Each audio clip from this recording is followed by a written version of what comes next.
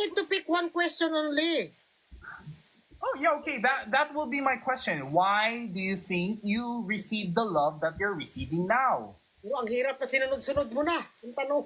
Isang tanong lang yan, Nay. Okay. Nasagot ko na ha. Next. Oh, Ikaw mo sagot. Miss Catering. Yes. Why do you think why do you think your followers love you so much? What aspect about you? Yes, because I have my own subtitle in my life. And I can manage everything. So that's why all my supporters is in love with me. So that's it. Oh, thank you sa bulo. All right. Thank you for that answer. How of what would it be? Hello, yun ang elefante. Pangit mag-gusto. Aling Mirna, you go first. What's the question again? Ay po, hindi nakikinig. If there is one thing you want to change or improve about yourself, what would it be? I think I don't want to improve myself because Aling Mirna is Aling Mirna. The people love me if I will change myself.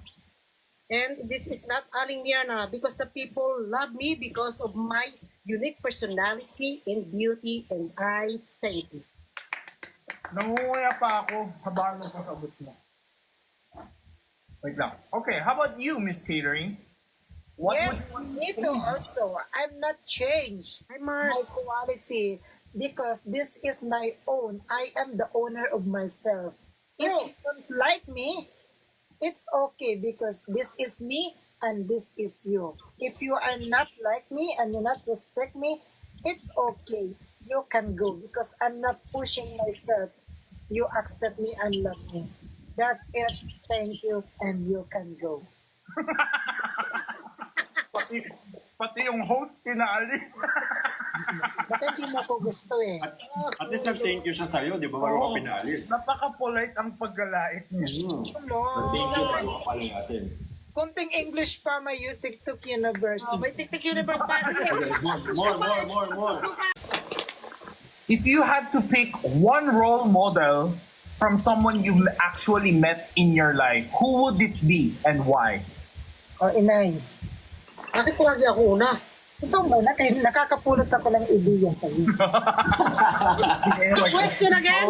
Please repeat your question. If there is one person that you idolize or you adore who's inspired you in life, who is it and why? For me, I think my mother, because my mother really worked hard for our family and she raised me up very well and naubos ang English ko. That's all. She raised me up. My mother is unique.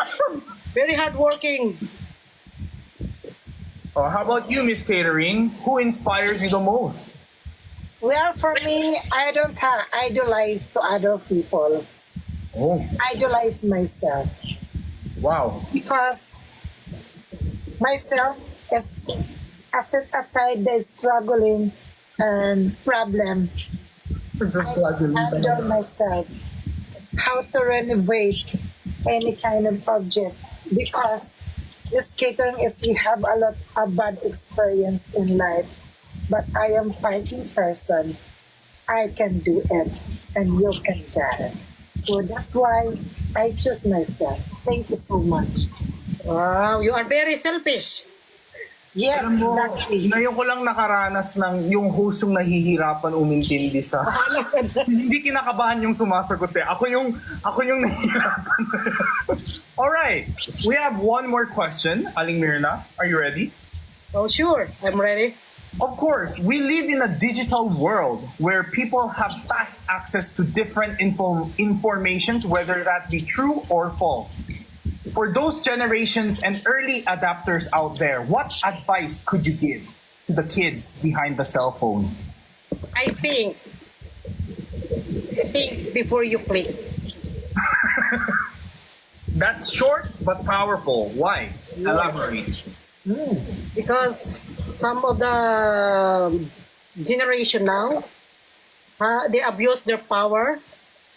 They are the basher, and they ruin other reputation. So I think before you click. Nice. How about you, Miss Catering? What advice could you give to the generation now? Can you repeat the question? Baka na-exit ng tanong kay Miss Catering. So, tanong kay Naimir na Gabi! You're so unfair! Ang haba eh.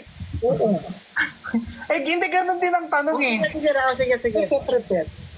What advice could you give to the generation now who are early adapters from this digital generation?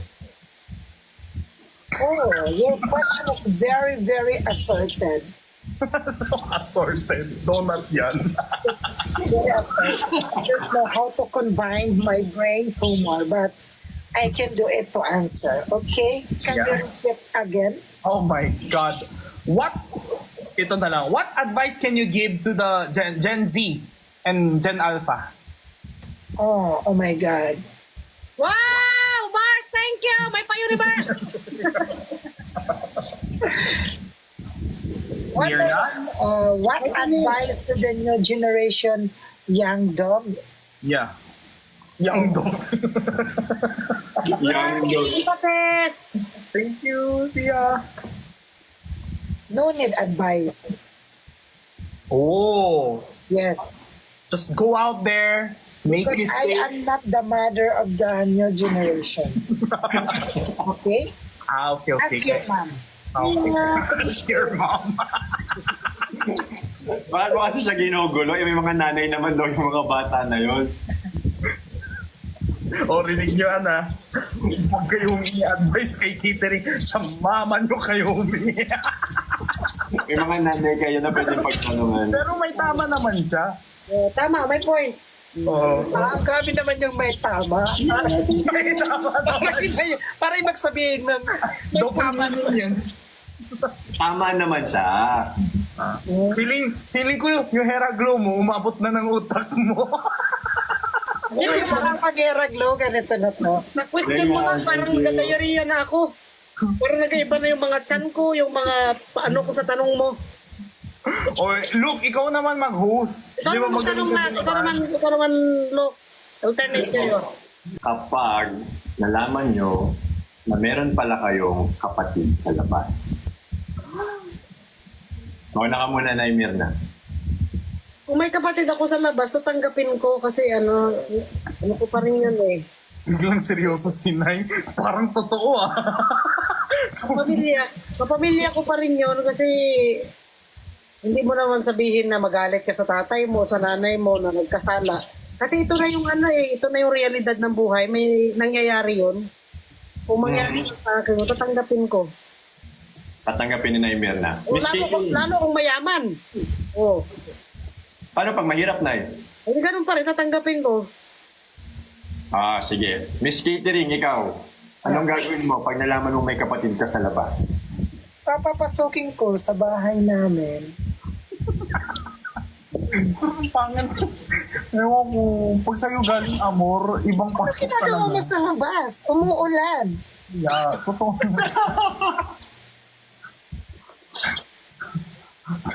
Tapos dun sila magta-typhoon sa CR. Ano si Al? Okay. Okay.